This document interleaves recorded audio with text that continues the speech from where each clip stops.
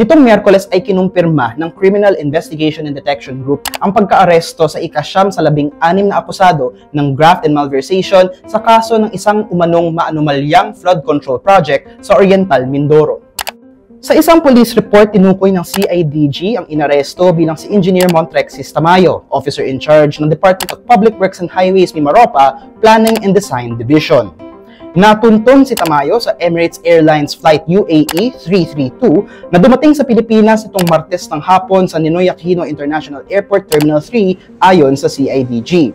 Kinarap siya sa Sandigan Bayan ngayong araw ani CIDG Director Major General Robert Alexander Moreco II. Nagmula si Tamayo sa UAE ayon naman sa Philippine National Police Aviation Security Group. Matatanda ang una nang inanunsyo ni Pangulong Ferdinand R. Marcos Jr. at ng iba pang mga ahensya ng gobyerno nitong Lunes ang pagka-aresto sa 8 sa 16 na akusado. Tinukoy ng Department of the Interior and Local Government na ang mga nauna nang inaresto ay ang ilang mga opisyal ng DPWH-4B na sina Dennis Abago na Officer in Charge ng Quality Assurance and Hydrology Division, Gerald Pacanan na Regional Director, sina Jean Ryan Altea at Ruben Santos Jr. na Assistant Regional Directors, Dominic Serrano na Chief ng Construction Division, Juliet Calvo na Chief ng Maintenance Division, Felizardo Casuno na isang Project Engineer, at si Lerma Caico na isang Accountant sa Bidding and Awards Committee. Sina Abagon, Pacanan, Altea, Santos, Serrano at Casuno ay ikinulong sa New Quezon City Jail sa Payatas. Si Caico naman ay ikinulong sa female dormitory sa Camp Karingal. Samantala si Calvo ay iniulat na nakapagpiyansa.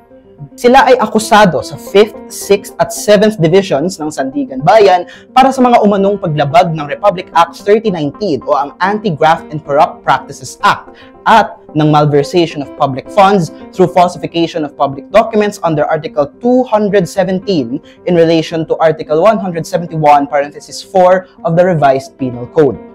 Ang mga at-large pang mga akusado ay sina Zaldico na dating House of Representatives Appropriations Chairperson at dating Ako Bicol Party List Representative, at Derma Alcazar na President at Chairman of the Board of Directors ng SunWest Corporation, Cesar Buenaventura na Treasurer at Board Member ng SunWest, sina Consuelo Aldon, Noel Cao at Anthony Ngo na mga Board Member rin ng SunWest, at si Timohen Sakar na Materials Engineer sa DPWH-4B.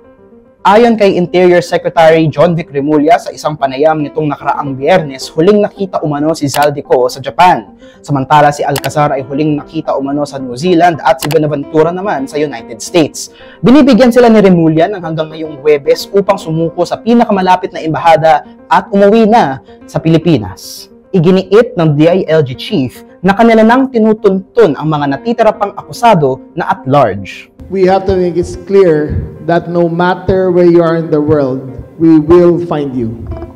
If you are at large, we will find you.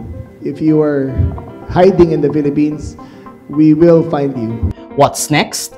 Ayon kay Remulla, big fish are coming soon. The normal process of law, we should expect the Discayas, the senators, the congressman, within the next 5 weeks ay sunod-sunod silang nakukulong na. Sunod-sunod sila maaari.